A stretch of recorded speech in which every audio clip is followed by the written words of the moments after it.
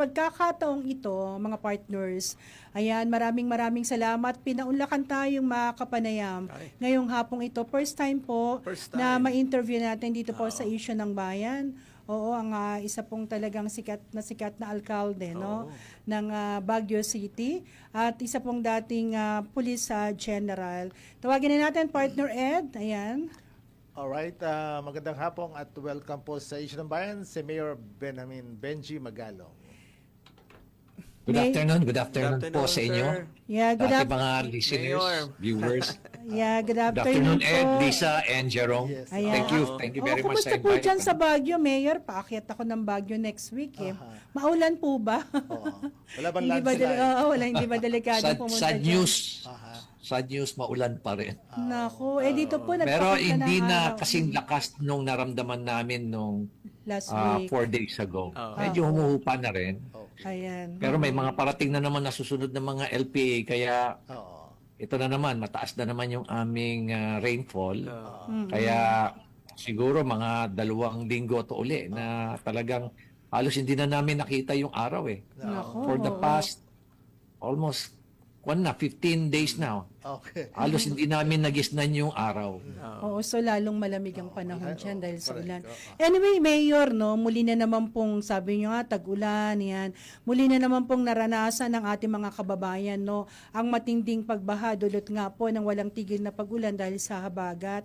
Pero tila parang walang ginagawa ang gobyerno natin at wala din daw pong nangyayari sa investigasyon sa flood control anomaly.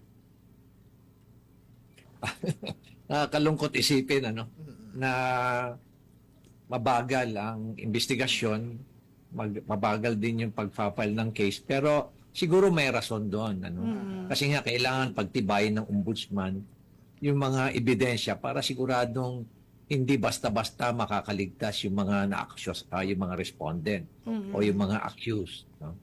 Another is, ako nakita ko naman kung paano magtrabaho yan si Secretary Vince. At talagang ginagawa nila lahat ng paraan, Of course, with instruction of the President.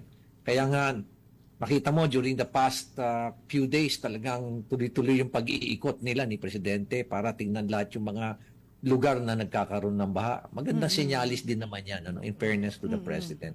Pero yung nga lang, pagdating naman doon sa investigation at yung expectation natin dito sa mga anomalies sa infrastruktura, lalo-lalo na sa floodwater, syempre, nararamdaman natin yung frustration at disappointment ng taong bayan, especially na ilan pa lang na nakukulong ngayon o Oo, nakakasuhan. sabi po dapat hindi selective ang ombudsman, kung sino talaga yung mga sangkot, may kinalaman, dapat po lahat yung kasuhan. Oh, kasi parang naiinip na ang taong bayan dahil sabi nga ni Mayor Magalong ay probably inaayos ang mga ebidensya. Pero kung gayon, valid yon. Pero kung may inaction, ay alam naman nila yon.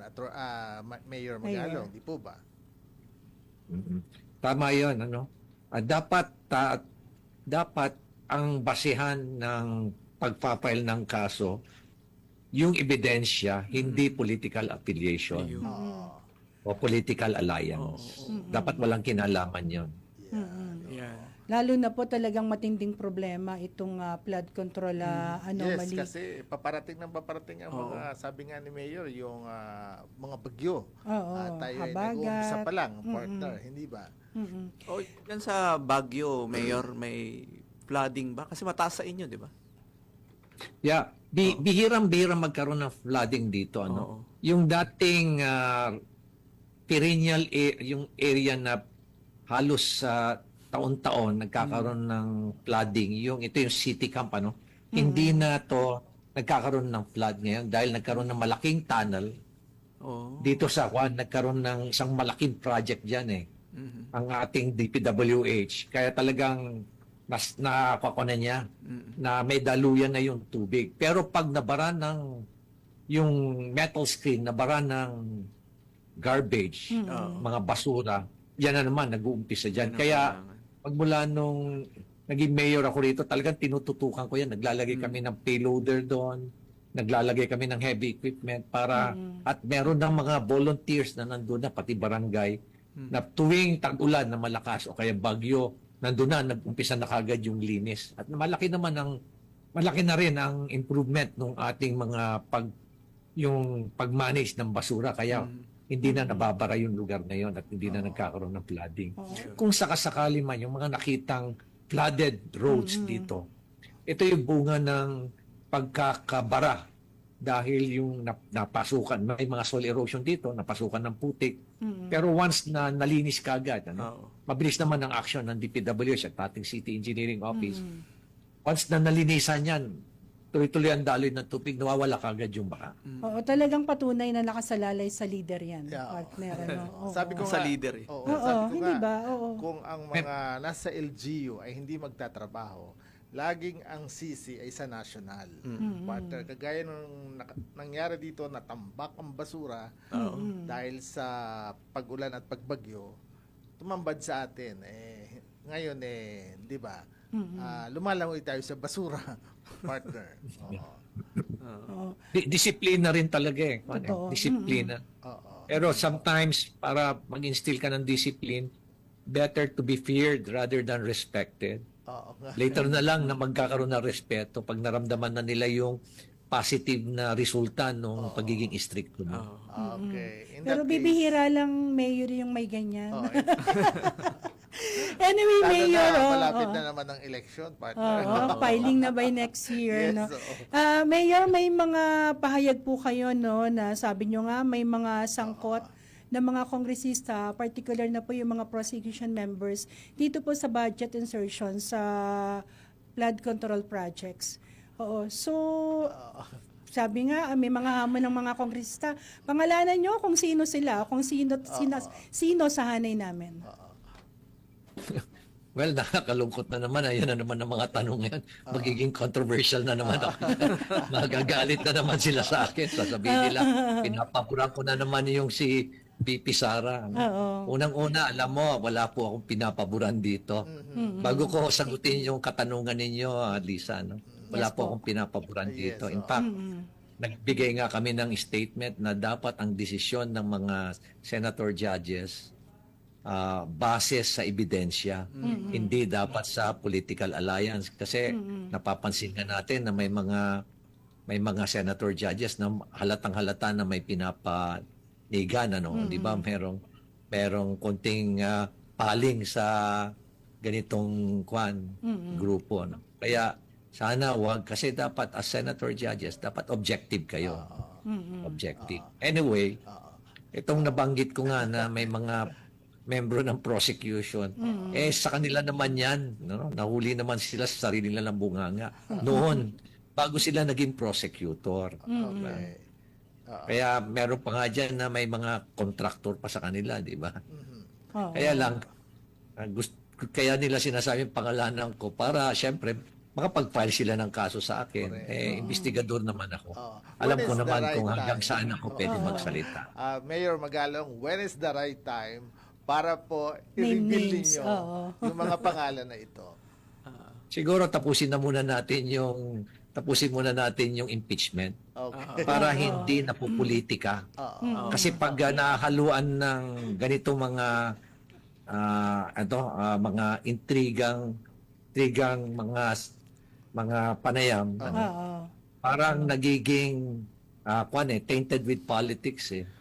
Kaya tapusin na lang muna natin yung impeachment. At later on, ilalahad naman natin lahat. Kung Oo, ano pero yung gusto ko lang idagdag dahil na sinasabi alam nga natin. po ni Congressman Ridon Mayor no na imbento. So hindi po ito imbento. Pasensya na po. pati siya, alam naman niya na hindi invento. Oo. Nagkukunwari lang sila na wala silang alam. Oo. Pero alam mo, yung asal pa lang nila dyan sa Kongreso na alam naman nila na massive yung ninakaw dyan, ano. Nagkukunwari silang hindi nila alam. Saan ka nakakita na hindi man lang, wala man lang nagsalita o gumawa ng manifesto laban kay Saldico, kay Congressman na Romualdez, o kaya sa kanila Garjola o marami pa. Sabi ko nga 90% diyan eh, di ba? Sangkot diyan sa mga anomalya. Naambunan. Yan din ang iniintay ng taong bayan. Ano? Oo. Pero Mayor Magalong, ano po ba ang gut feel ng mga constituent mo dito sa impeachment, are they silent or ito ba'y tinatanggap nila to discuss on their own? Okay. Very good question yan. Ano, Ed. Alam mo, dito sa Baguio, we are one of the very, very few places in the entire country Yes. na both buying never succeeded. Okay. May mga politiko pa rin na namimili, namimigay, pero walang guarantee na iboboto kanila. Oo. Kaya nga ako nanalo rito maski na Oo. ang lit-lit lang ng pondo namin Oo. tuwing eleksyon eh. Oo. Kaya dito, talagang I would say intelligent voters dito sa Baguio. Oo. Right now, nakikinig lang yan. Oo. Hindi sila mas gaanong nagsasalita. Yeah. Pero during our discussions with various sectors, sa kanila, ang pananaw nila is everything should also be based on evidence. Yes. So, Tama. Ano po ang dahilan niyan? Ganun Dahil dapat. hindi ba nakakaranas ng kahirapan ang mga taga lugar na yan? Hindi nakakaranas ng Kumpara pagbaha. Sa, ano? yeah, kumpara sa iba't ibang lugar na talagang mga both buying ridden affected ng ganitong mga activity. Marami ring maanumalyang proyekto rito sa siyudad ng Baguio. Ano? Meron nga ritong kalsada rito na probably the most expensive in the world. Eh. At 143 million per kilometer ang ginastos dito. Okay. Oo. Ito ngayon, pinapaimbestiga ko kasi, Oo, kasi oo. pati kami ni Senator ni Sec Vince, nagulat kami doon sa 557 million na binanggit nung Yun. DPWH na nagastos na nila. Mm. Road opening pa lang to 7 meters wide lang. Mas malapad lang ng konti sa isang FMR or farm to market road. Eh, bakit nga po Kinimento pala, nila, bakit substandard nga po pa, pala, pero Mayor, 143 kayo ay million. nag-resign as, ano tawag doon sa create na Task Force. Tama ba? PCI. PCI, yeah. PCI po. Ano po dahilan, sir? Magandang katanungan din yan. Ano? Alam mo kasi yung ICI was created para mag-imbestiga. Di ba? Mag-imbestiga, mag-identify, and then mag-file ng kaso o kaya i-refer niya yung kaso sa ombudsman. Oo. So in short, kailangan may investigative capability. Among all the top people doon, yung 3 commissioners at ako, iisa lang ang investigador. Kasi wala naman, syempre, wala namang Oo. itong sila 3, si Judge Justice Reyes, hindi naman siya investigador. Ano? Oo. He's a judge, you know, Okay. or justice sa Supreme Court. Si Kwan naman, si Auditor Rusing at si Secretary Kwan naman, Season, Kwan naman sila, they are technical people. So hindi rin sila, wala rin silang investigative capability. Kasi pag investigador ka, meron training yan. At may mga tradecraft yan, may maraming sekreto yan. So, kaya ako pinili, kung napanood niyo yung announcement ni Presidente, I was chosen to be part of the ICI, not as a commissioner, but as a investigator and special advisor. Ang Malacanang ang nag-designate sa akin yan. Hindi ako ang gumawa ng sarili kong designation. Kaya lang after yeah. Yes, Mayor, thank you for that. Gusto ko lang makuha yung inyong opinion tungkol dito. Kasi 'di ba mayroong kadena law, o kadena act, no? Pinopropose na gamitin po yung blockchain technology Yes. para yes. ma-traceable ba yung yung mga pera ng gobyerno kung saan napupunta. At panig ba kayo natanggalin po yung tinatawag na confidential funds, no? Kasi let's say for example, BP Sara, DepEd Secretary, bakit kailangan ng confidential funds? Dapat sa military lang 'yun. Okay, unang-una, Baguio is already very much involved dyan sa tinatawag yung blockchain technology na yan. Ano? In accordance with yung proposed na bill na Kadena Act. Ginagawa na namin yan, kaya nga I was invited to appear. But nonetheless, itong confidential fund, kailangan pa rin. Ano? Katulad ko, Mayor, meron akong confidential fund. No? Pero, hindi ko hinahawakan yan. binibigay ko na yan sa kapulisan. Kasi sila naman na nangangailangan dyan eh. Kasi basically, ang confidential fund kasi, gagamitin mo yan para sa surveillance activities ng ating mga law enforcers para makakuha sila ng ebidensya o kaya pagdating sa investigasyon para malaman nila kung sino yung mga sangkot. Oo. Kaya ang ginagamit yung confidential na fund na yan para pambili ng impormasyon, Okay. reward, at yung mga gamit. O kaya pag-rerenta ng mga sasakyan kasi nga Exactly. intelligence work yan eh. Oo. Pero kung ginamit mo sa isang ibang bagay na hindi mo naman may relate sa trabahong intelligence and data gathering or information gathering, eh medyo mali naman yata. Oo. Kasi DepEd nga si BP Sara noon. Mm-mm. Oh, anong kinalaman ng education doon? Oo. Pero mga partners, putulin lang natin si Mayor Magalong. Mayor, kailangan lang po natin mag-break, no? At bigyan daan lang po natin yung ating mga commercial.